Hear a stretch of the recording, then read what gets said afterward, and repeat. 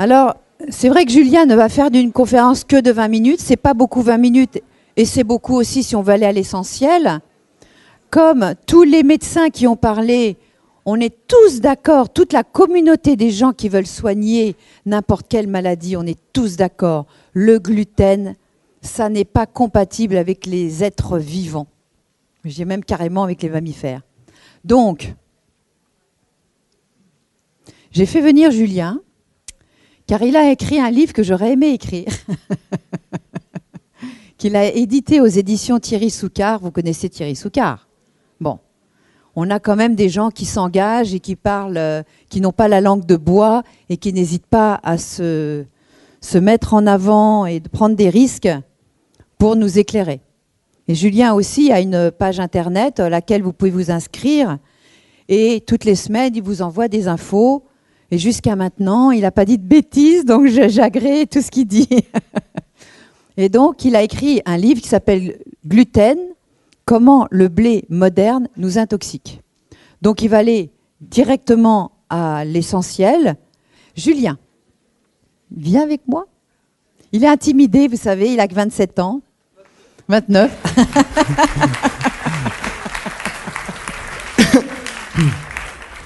Et il ne va pas pouvoir raconter son histoire, mais il a été touché par le gluten parce qu'il a été malade. Et on est souvent comme ça quand on devient des porte-parole de ce toxique. À toi. Merci. Et tu as un compteur ici. Je vois. Bonjour à tous. Je suis content de voir autant de monde, mais aussi un petit peu étonné de voir autant de personnes qui s'intéressent finalement à la santé et à la nutrition, parce que je ne sais pas si vous êtes au courant, mais on vit de plus en plus vieux. Donc, en tout cas, c'est le discours qu'on nous ressort régulièrement, et il se trouve qu'effectivement, on a une espérance de vie à la naissance 78,7 ans pour les hommes et 85 pour les femmes. Donc on voit qu'il y a une augmentation vraiment significative depuis les années 60, et ça ne cesse d'augmenter. Donc pourquoi toujours vouloir faire mieux, manger mieux? Après tout, à quoi bon? Vous allez me dire, c'est plus facile de manger un petit peu tout ce qu'on trouve au fast-food ou n'importe où. Eh bien, pourquoi? Tout simplement parce qu'il y a un autre indice beaucoup plus intéressant que celui de l'espérance de vie. C'est celui de l'espérance de vie sans incapacité, dont on entend de plus en plus parler, et on va continuer à en entendre parler. Cet indice-là, il ne mesure pas uniquement le temps pendant lequel on va être en vie, mais aussi le temps pendant lequel on va être en bonne santé, ou en tout cas dans une santé qui nous permet d'avoir des activités quotidiennes, régulières et correctes. Par exemple, si vous avez besoin d'aide pour faire vos courses, vous avez besoin d'aide pour vous laver, vous êtes dans l'incapacité. Et aujourd'hui, il se trouve qu'en France, on a environ 20 ans d'incapacité. Pour les personnes âgées, c'est très élevé. Et en parallèle, on a une espérance de vie qui ne cesse d'augmenter et une espérance de vie sans incapacité qui ne cesse de diminuer depuis presque 10 ans. Ça veut dire qu'on vit de plus en plus vieux, mais de moins en moins en bonne santé. Et c'est pour ça que vous avez raison d'être là aujourd'hui. Parmi les maladies qui peuvent diminuer le bien-être en fait, de la vieillesse, il y a beaucoup de possibilités, mais il y a évidemment la dépression et les maladies auto-immunes. Les maladies auto-immunes, c'est des maladies qu'on ne sait pas guérir, pour lesquelles on va donner des traitements médicamenteux qui vont parfois être très lourds, avoir beaucoup d'effets secondaires, mais qui, dans l'ensemble, vont vous permettre d'avoir une espérance de vie à peu près équivalente aux autres. Par contre, ce sera dans des conditions qui seront bien souvent assez dramatiques. C'est ça la réalité. Donc ça peut être intéressant de se poser la question, comment est-ce que je peux faire pour éviter ces maladies auto-immunes qui sont si graves et qu'on ne sait pas soigner. Mais d'abord, pour ça, il faut comprendre qu'est-ce que c'est qu'une maladie auto-immune. Et si on écoute ce que nous disent les médecins depuis pas mal de temps maintenant, je suis désolé s'il y en a dans la salle, c'est que la maladie auto-immune, c'est un comportement anarchique du système immunitaire qui se met à faire n'importe quoi et à attaquer tout ce qui bouge. Alors il se met un coup à attaquer la thyroïde, un coup les articulations. Donc en gros, c'est de la faute à pas de chance ou c'est la génétique et puis débrouillez-vous avec ça. Sauf que c'est pas vraiment la réalité. Et d'ailleurs, on sait exactement, dans le milieu de la recherche, comment est-ce que comment naît une maladie auto-immune, parce qu'on est obligé de créer des maladies auto-immunes sur des animaux pour pouvoir tester les nouveaux médicaments. Donc on sait depuis très longtemps comment ça marche, mais on ne communique pas aux gens pour leur expliquer comment ça marche et qu'est-ce qu'on pourrait faire pour s'en prémunir. Alors, ce qu'il faut comprendre donc, dans la réaction auto-immunitaire, c'est qu'on a le système immunitaire qui s'attaque à un de nos propres organes. Pour mieux comprendre, il faut regarder un exemple assez courant, qui est celui de la réaction allergique croisée. Si parmi vous, il y en a qui ont par exemple une allergie au pollen de bouleau, eh bien vous savez peut-être que dans certains cas, lorsqu'on a ce genre d'allergie, on a aussi des allergies aux rosacées. Donc vous avez certains exemples qui sont cités, la pomme, la pêche, cerise, etc. Mais pourquoi est-ce qu'il y a cette réaction croisée? Eh bien c'est simple, sur les pollens du bouleau, on a donc des protéines, et ces protéines peuvent se retrouver dans d'autres aliments, ou en tout cas, on peut retrouver des protéines qui ont une portion d'elles-mêmes qui est identique à celle qu'on retrouve sur le bouleau. Donc c'est le cas pour les rosacées. Donc le système immunitaire, il a déjà identifié le pollen du bouleau comme antigène, c'est-à-dire comme extérieur, comme ennemi. Donc il va déclencher des réactions immunitaires pour détruire éventuellement cet agresseur. Mais si ensuite je me mets à manger une pomme ou une pêche, et qu'il y a effectivement un morceau de protéine qui ressemble au pollen du bouleau, eh bien, à cause de la mémoire du système immunitaire, à son tour, cette protéine va être attaquée. On a la réaction croisée. Eh bien, ça, c'est un début de maladie auto-immune potentielle. Et il faut essayer d'aller un petit peu plus loin dans le raisonnement. Et je vais prendre un exemple tout de suite très concret, parce que c'est quand même beaucoup plus parlant. C'est une étude qui a été publiée par des chercheurs finlandais il y a maintenant 3 ans à peu près. J'avais interviewé le chercheur à l'époque. On avait déjà beaucoup d'informations sur les origines et les causes d'une maladie auto-immune qui s'appelle le diabète de type 1. Le diabète de type 1, c'est une maladie dans laquelle le système immunitaire détruit les îlots de Langerhans, qui est la partie du pancréas qui produit l'insuline. Donc on savait déjà, par exemple, qu'il y avait un facteur génétique, que certaines personnes étaient génétiquement plus prédisposées à avoir cette maladie. Et puis on suspectait certaines protéines du lait d'être responsables de l'auto-immunité, etc. Et il y a un groupe de chercheurs, d'ailleurs payés par le gouvernement finlandais, donc très, très bien, qui a fait un essai de suivre des centaines d'enfants en Finlande, des enfants qui avaient tous la sensibilité génétique pour développer le diabète de type 1. Et ces enfants, ils ont été assignés à recevoir soit une formule de lait maternisé classique, donc à base de lait de vache, soit une formule à base de lait de vache sans insuline bovine. L'insuline bovine, en fait, c'est une protéine, exactement l'équivalent de l'insuline humaine, mais qu'on retrouve chez la vache. Donc par conséquent, dans le lait, on retrouve aussi un petit peu d'insuline bovine, et c'est tout à fait normal. Eh bien, ils se sont aperçus que les enfants qui avaient reçu la formule maternisée sans insuline bovine avaient 61% moins de risque de développer le diabète de type 1. Et en fait, l'explication elle est très très simple.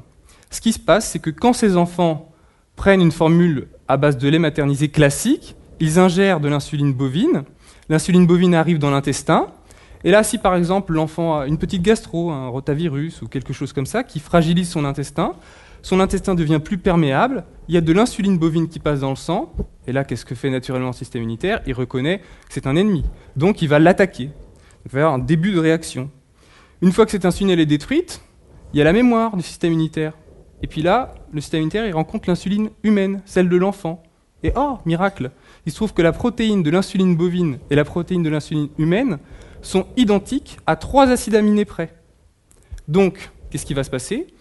Chez les personnes dont le système immunitaire n'est pas capable de faire la distinction dans ces 3 acides aminés, donc c'est les personnes qui ont en fait cette prédisposition génétique, c'est-à-dire en fait une version de système immunitaire particulier, le système immunitaire va se mettre à son tour à attaquer l'insuline de l'enfant.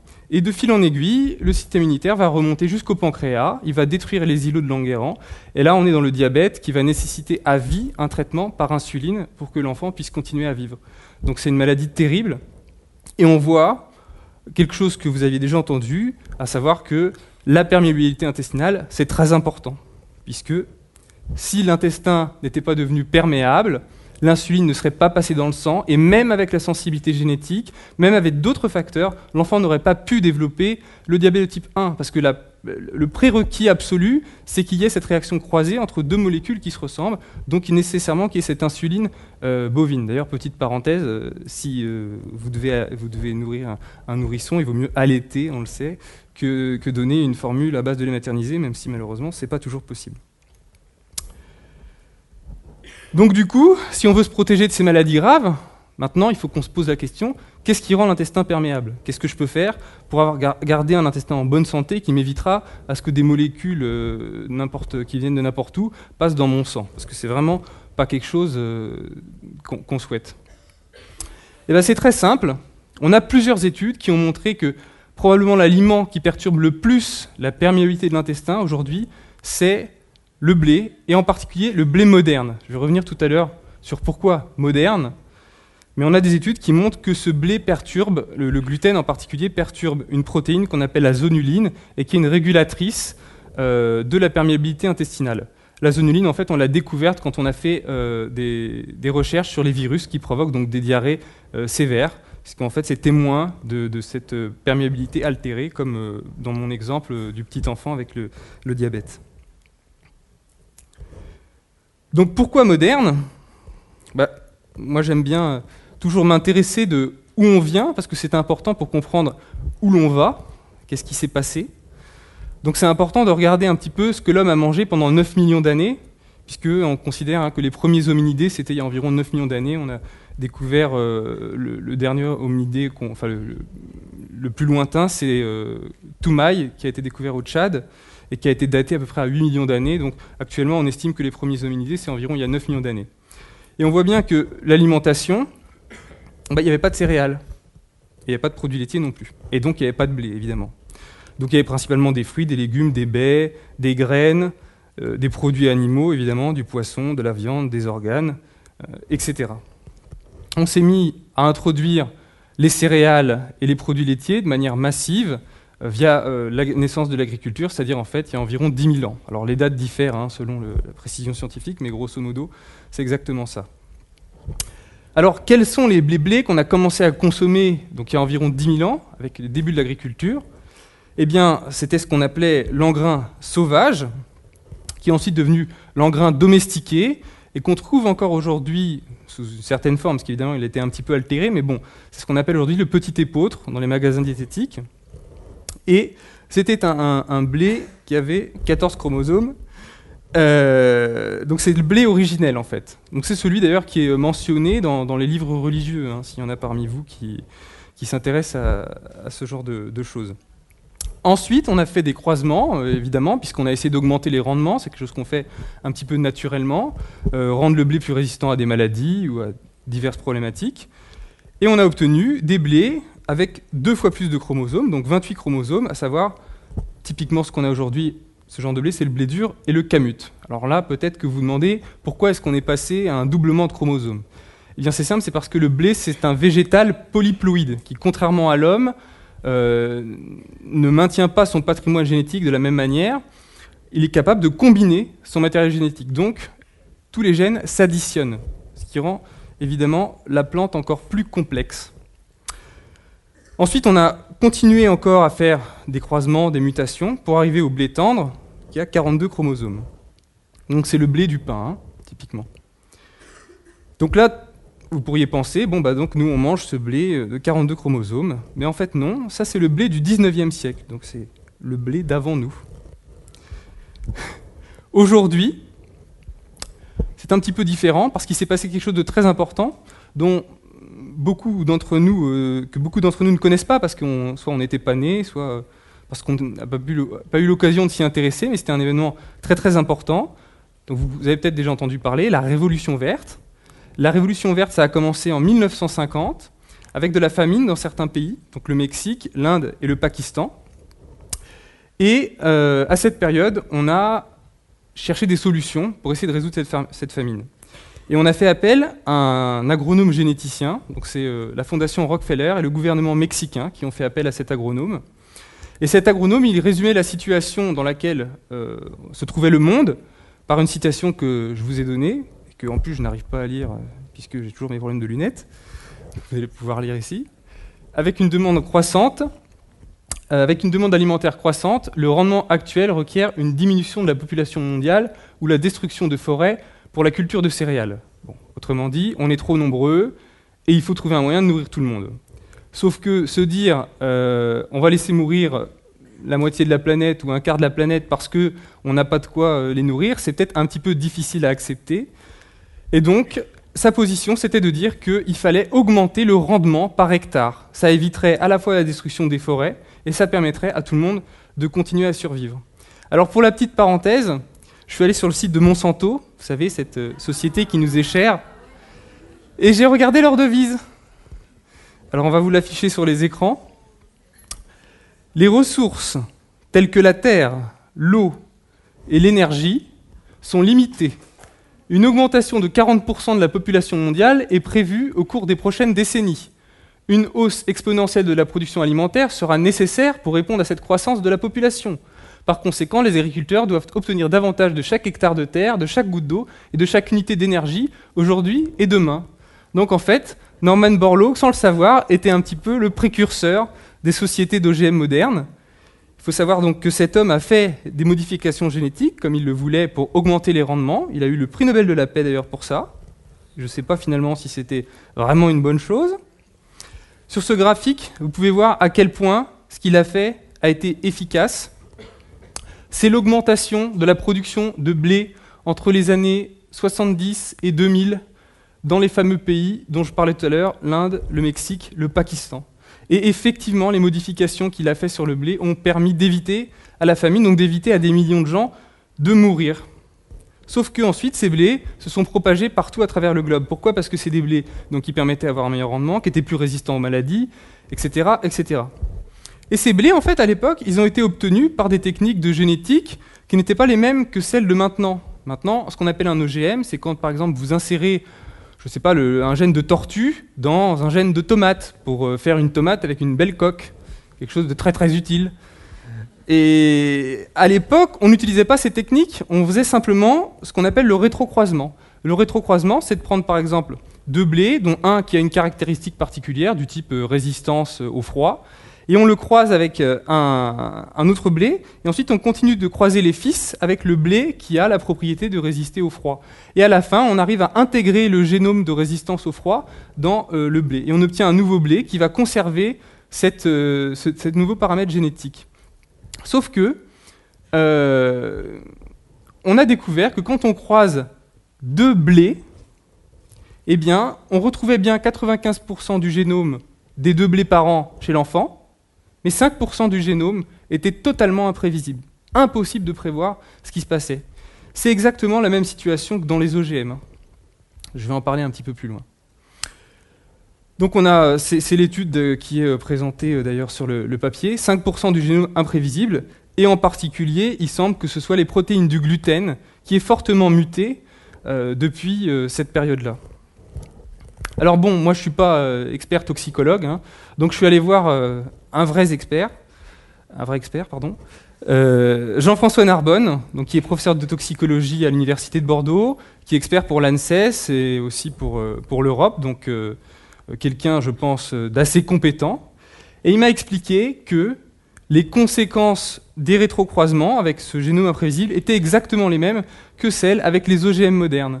Sauf que, intuitivement, on s'est toujours dit que si on mettait un gène de tortue dans une tomate, c'était bizarre quand même, qu'il y avait peut-être quelque chose, des questions à se poser. Alors, il y a des petites études, même si elles sont peut-être un petit peu pipotées par effectivement les entreprises qui vendent ces OGM, mais en tout cas, on avait en tête la notion qu'il fallait se méfier. Par contre, de croiser des blés comme ça et de faire un petit peu tout n'importe quoi, avec des blés qui n'existaient qu'en laboratoire, non, ça ne gênait personne. Et finalement, il n'y a jamais eu aucune étude de toxicologie qui a été faite sur ces nouveaux blés. Donc on est en train de vivre une expérience à grandeur nature. On teste sur nous ces blés pour voir qu'est-ce qu'ils vont faire. Et manifestement, ils ne font pas que du bien, puisqu'on a une augmentation depuis les années 70 des intolérances au gluten, donc multiplication par 6 à 11. Je ne sais pas si vous vous rendez compte, quand même, en 40 ans, c'est vraiment quelque chose d'énorme. C'est pas l'accident nucléaire, mais presque.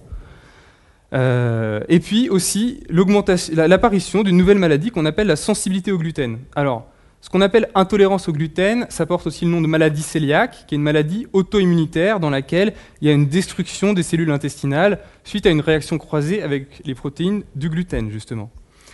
La sensibilité au gluten, c'est une maladie dans laquelle il n'y a pas cette auto-immunité, mais dans laquelle, en fait, l'ingestion de gluten ou de céréales qui en contiennent provoque des symptômes plus généraux. Et je vais vous lister les symptômes un petit peu plus loin. Donc là, il est vrai que l'intolérance au gluten, donc la maladie auto-immune liée au gluten, ne touche pas encore trop de monde. On estime environ 3% en France, ça dépend des sources. Par contre, pour la sensibilité au gluten, les dernières études tendent à montrer qu'on aurait 6 à 35% de la population qui serait concernée. C'est des chiffres qui sont vraiment très très importants. Alors par contre, il y a un très gros décalage entre 6 et 35%, tout simplement parce qu'actuellement, on manque encore d'études pour pouvoir donner un chiffre très précis. Mais néanmoins, ça veut quand même dire qu'il y a beaucoup de gens qui ont un problème avec le gluten. Et puis, dans la pratique, on le constate. Moi, quand je conseille aux gens de faire l'essai, au moins l'essai du régime sans gluten, dans 99% des cas, on me dit qu'effectivement, je n'ai plus de douleur d'arthrose, je vais mieux, etc., etc. Alors, il faut se poser absolument une question impérative si on a une maladie auto-immune telle que celle que je liste ici, donc la polyarthrite rhumatoïde, le diabète de type 1, la sclérose en plaques, la thyroïdite de Hashimoto ou le syndrome de Gougerot. Dans ces maladies-là, je n'ai jamais vu un seul cas où la suppression totale du gluten ne permettait pas de mettre en rémission la maladie, ou presque. Pourquoi ? Parce que ce sont effectivement des maladies dans lesquelles les protéines du blé sont directement en cause. Pour la thyroïdite de Hashimoto, il s'agit d'une réaction croisée entre protéines du blé et glande thyroïde. Pour le diabète de type 1, c'est une réaction croisée entre les protéines du lait et l'insuline humaine, mais avec le prérequis d'avoir la perméabilité intestinale augmentée, et ça, effectivement, le gluten est le premier candidat. Et puis surtout, ce qui est important, ce sont les symptômes de la sensibilité, donc qui touchent beaucoup plus de gens, donc probablement un grand nombre d'entre nous dans cette salle. Et les symptômes, ce sont en fait des choses très très très très fréquentes. Eczéma, arthrose, fatigue chronique, reflux gastro-œsophagien, vous savez, difficulté de digestion chronique, et puis côlon irritable. Alors évidemment, là, on a un nombre incroyable de personnes qui ont ce problème-là, maux de tête et dépression, anxiété, évidemment. Ce qui est intéressant, et ce qu'il faut comprendre, c'est que certaines études ont montré qu'on ne peut avoir qu'un seul de ces symptômes. C'est-à-dire que vous pouvez avoir uniquement des maux de tête, et la suppression du gluten peut faire partir tous vos maux de tête. Ça peut être uniquement la seule cause. Malheureusement, il n'y a pas de test pour en avoir la certitude, donc il faut faire l'essai. Donc, à mon sens, je pense qu'un des gestes les plus importants que vous pouvez faire pour votre santé, c'est de limiter, voire de supprimer toutes ces céréales qui contiennent du gluten et qui sont en fait des OGM. C'est ça le raisonnement qu'il faut bien comprendre, c'est qu'on n'est pas dans des produits naturels en fait. Donc là j'ai mis quelques exemples d'aliments qu'on peut manger à la place du blé, de l'épaule, du camut, de l'orge, de l'avoine, du seigle et du maïs.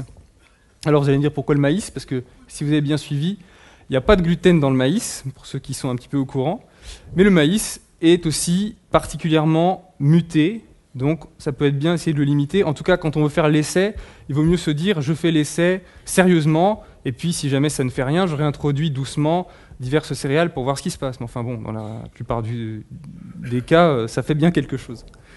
Donc manger du riz, des lentilles, des haricots rouges, des légumineuses, du sarrasin, de la patate douce, des châtaignes, enfin redécouvrir des choses un petit peu plus basiques et qui n'ont pas encore subi des modifications génétiques de ce type. Donc voilà ce qu'on peut dire sur ce sujet. On va en entendre parler de plus en plus parce que ça touche de plus en plus de monde. Et puis j'espère que ça vous aidera, bien sûr.